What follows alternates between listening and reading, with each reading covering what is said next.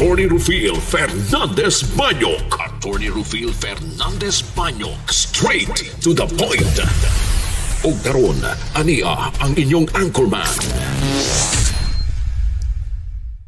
Imposumos a liquid adversus veritatem sed pro veritate. Wa kitay mahimo aron sa pagpakigbatok sa kamatuoran, kundili aron sa pagdapig sa kamatuoran.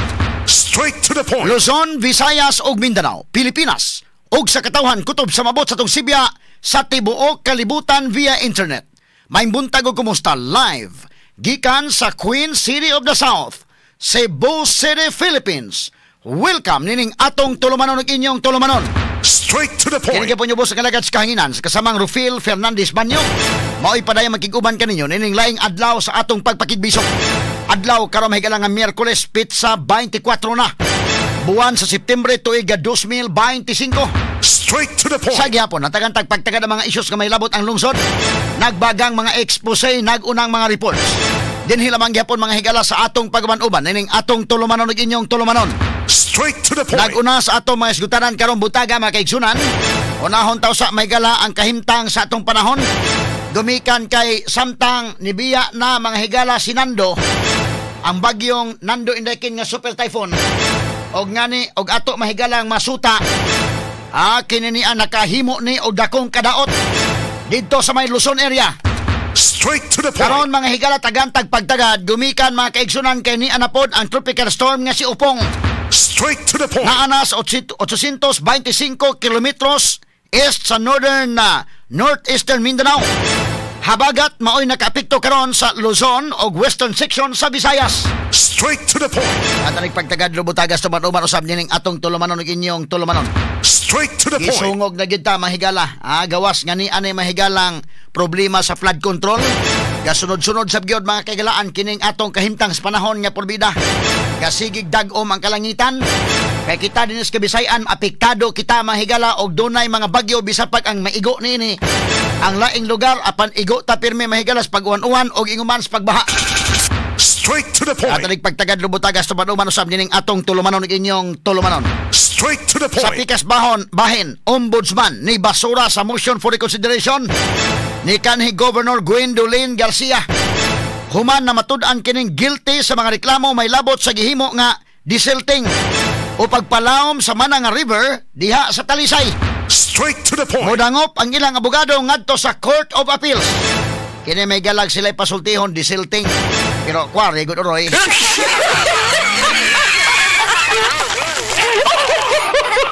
Ato ni pagtagad rumbuntaga mga kaigalaan. Kay wa mo tuong ombudsman yung desilting. Straight to the point. Pagtagad rumbuntaga sa atong pagmanuban usab nining atong tulumanon inyong tulumanon. Straight to the Si point. Ombudsman Martinez ingon gyud mahigala nga kining inyong gihimo og ang tanan mahigalang mga sirkumstansya makita nimo nga kwari gyud Straight to the ang point. gibuhat. Pero sila'y pasultihon, siguin may pasultihon desilting. Ato na hatagag pagtagad rumbuntagas tuman-uman usab nining atong tulumanon ug inyong tulumanon. Straight to the point. Samtang sa laing bahin konsihos dakbay sa Subo mohimo og lakang batok sa usa ka kontraktor nga nakakuha na og advance payment sa 1.3 bilyones pesos nga flood control project apan hangtod karon wa pa masugdi ang proyekto. Straight to the point. At ang pagtagad rong buntaga mahigala suman-uman usab nining atong tulumanon ug inyong tulumanon. Straight to the point. Anak maginang kontraktor kagahapon bitaw atol sa Senate Blue Ribbon Committee hearing. Bisan pa gani og napa sa pre-qualification na bidding.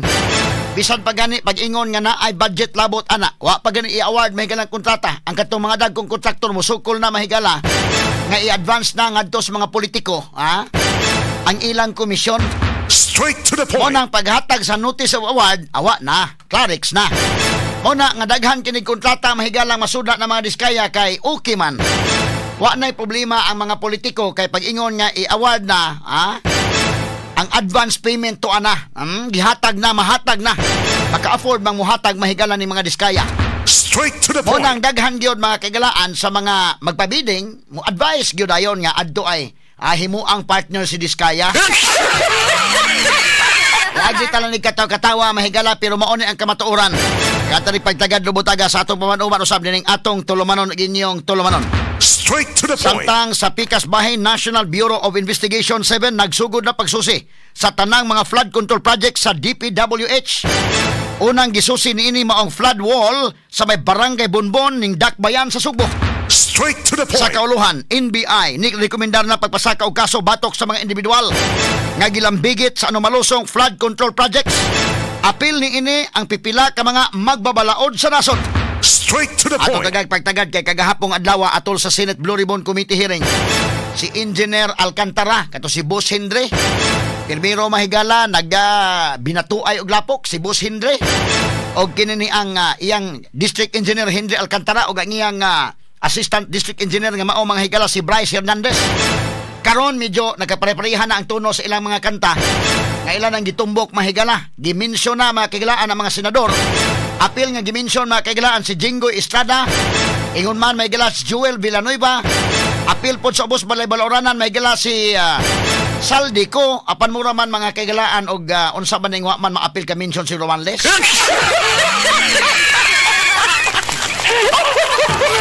Unsa man kay dagan ining maong investigasyon sa Senate Blue Ribbon Committee. Ato ni hatagag pagtagad bahigala no?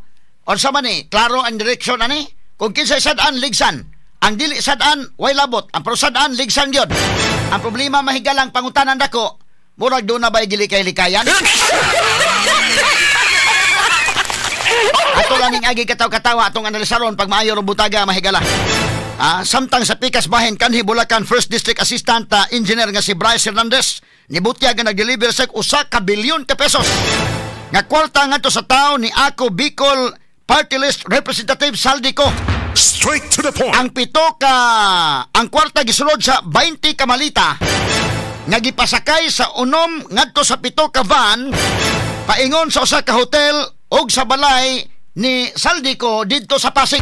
Straight to the point. At pagkakwartahan yun mga sukit tig paminaw. Van gyud gisakyan dekin. Grabe ha oy.